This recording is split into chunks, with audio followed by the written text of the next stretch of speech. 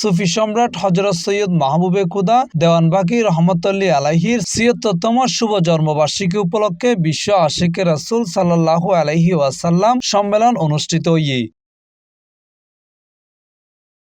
এই সম্মেলনত বাংলাদেশের বিভিন্ন অঞ্চল সহ বিশ্বের বিভিন্ন দেশতন আশিকে রাসূল প্রতিনিধিবৃন্দ, ভক্ত এবং মুক্তিগামী মানুষ সকল অংশগ্রহণ করছে।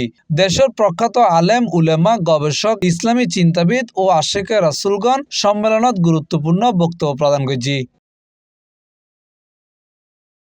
সম্মেলনত বিশ্বনবী হযরত মুহাম্মদ সাল্লাল্লাহু আলাইহি ওয়াসাল্লাম এর প্রতি ভালোবাসা, আদর্শ অনুসরণ এবং মানব কল্যাণে ইসলামের শিক্ষা বাস্তবায়নের উপরে গুরুত্ব আরোপ করা হয়। এই সময় বক্তাকল হয়ে বর্তমান বিশ্বের শান্তি, সহনশীলতা ও মানবিক মূল্যবোধ প্রতিষ্ঠায় একমাত্র পথ হয়ে হযরত রাসূল সাল্লাল্লাহু আলাইহি ওয়াসাল্লামর প্রেম হৃদয়ত ধারণ করা তথা আশিকে রাসূল হওয়া।